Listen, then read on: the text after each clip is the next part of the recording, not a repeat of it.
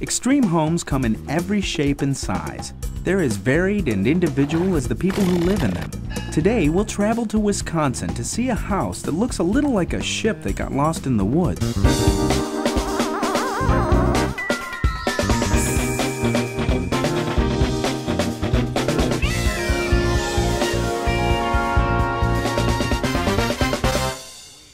Hi, I'm Dale Rivera. Welcome to Extreme Homes, the program that takes you inside some one-of-a-kind houses. We start today in rural northern Wisconsin. 10 years ago, Mike and Barb Homolka bought 30 acres of woodland about an hour north of Oshkosh. Originally, the land was little more than a private camping ground, but it soon became much, much more. Well, it started out as just a log cabin, and we needed a place more than a tent, we thought. It's something that we could heat in the cold weather, and after we finished that, we decided that we wanted to build something more, and it became evident that that something more would be a fantasy house. In the beginning, there were some very crude drawings, and then also some very crude models that were mostly tools to be used just for my own use. But over time, Mike and Barb turned their fantasies into reality with a lot of hard work. The buildings took about 7 years with every moment of our spare time put into it. We're pretty driven to do it and really dug in and worked hard at it. We built it completely by hand. Really, the only thing that we had was a chainsaw. Did things kind of the hard way. We had dug it all with picks and shovels and mixed most of the cement in a wash tub in the beginning for the whole first building. And the result of all that work? Well, it's like nothing we've ever seen. A self-taught architect and handyman, Mike always strives for the unusual in his designs, and he's certainly hit his mark here. The exterior is a strange amalgamation of rustic lodge and modern glass tower, and those ever-changing shapes. The prominent glass prow in the front and the watchtower near the back give the house a slight resemblance to a ship. But you'd never enter a sea vessel the way Mike and Barb enter this house. Well, the main entrance, the front entrance, is it's a trapdoor through the floor, and it's counterweighted by a rock with a pulley system. And to get to that point, you go up a curved stairway. That curved stairway was the result of some stubborn boulders and tree roots that refused to budge. It turned out we weren't able to position the entrance exactly as we originally planned, so we had to curve the stair in order to accommodate it, and in order to do that, I found a curved log which I ripped in half, and we made a stairway from it. That kind of resourcefulness was crucial to this home. Nearly everything you see in this house was either handcrafted or salvaged for free. The furniture, the stoves, even the window panes. And the savings didn't end with the construction. The house is entirely heated by its various fireplaces and wood-burning stoves, and it gets pretty toasty even in the winter. Of course, their favorite place to warm up is down the hall in the hot tub room. We had gotten the hot tub and set it up in the woods, and we had enjoyed it that way in the beginning, and I said, well, gee, Mike, why put all that work into a building? But he had this idea where he wanted to do it. The real clincher was that winter was coming. I said, oh, okay. That's one of the very few concessions to modern living in this house. There's no running water here. The hot tub is filled from a well via a gas-powered pump. But Barb has to carry her kitchen water from a well back at the cabin.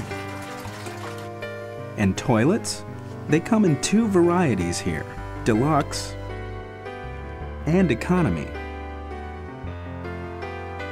But getting back to nature is what the Homolkas love about their home. They call it the Deer Shelter House, and they do indeed have tame deer that feed here, and some that don't feed. They've also made friends with the local chickadees. In fact, that tower may be the world's tallest bird feeder. It's a different lifestyle just being this close to nature.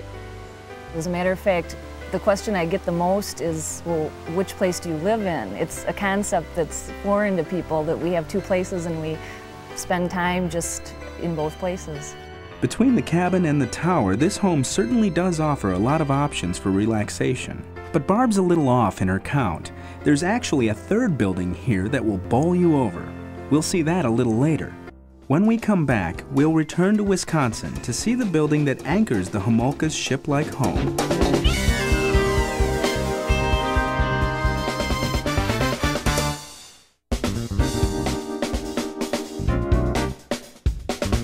Welcome back to Extreme Homes.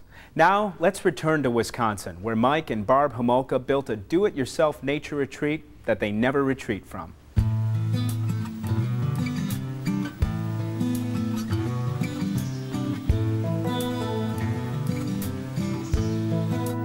We've already seen their main house with its angling glass prows surrounding a 3-story tower. But that wasn't the first unusual structure they built out here. That honor goes to the little house on the right. The boulder room was our first project. It began with sticks in the ground and strings run, and it evolved slowly. Though inexperienced and working almost completely by hand, the ambitious pair took on a structural challenge as well. The main feature of the house are the 2 large boulders, and those boulders are half inside and half out. We talked about it first. He'd have an idea and we'd sit on the big boulders that are now part of it and talk about how a roof could span it, and then he formed most of the ideas just in his head and made the rough sketches from that. That project took 2 full years because that was before the cement mixer, and so the fireplace alone took almost a full year. We worked through the winter that first year and put up rafters in the snow and put the roof on in spring, and so that was a full 2-year project. We were less experienced, and like I said, without the generator and the electric cement mixer. What emerged over those 2 years was a testament to creativity and hard work.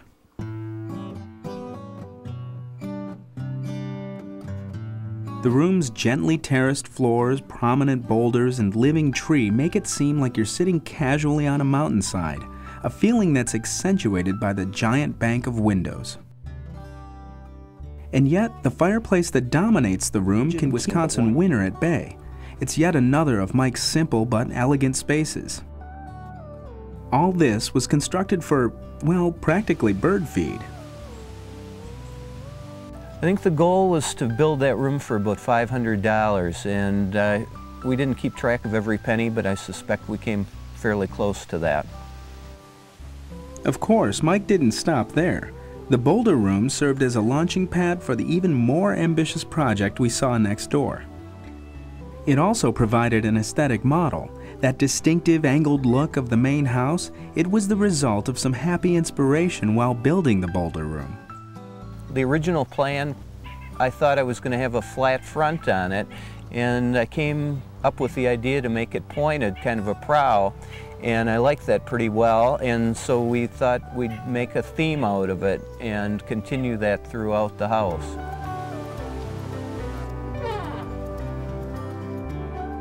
Nowadays, Mike and Barb use the room as a guest house or just a nice place to sit in front of a fire. But of course, if they get hungry while they're here, that kettle is just perfect for making a hearty stew. With so many options, you never know just where Mike and Barb are likely to be in their woodsy compound. So if you're coming for a visit, well, just read the sign. I hope you enjoyed the places we visited today. They're proof that imagination is still the best tool for building that dream house. I'm Dale Rivera. Join us next time on Extreme Homes, where the only thing you can expect is the unexpected.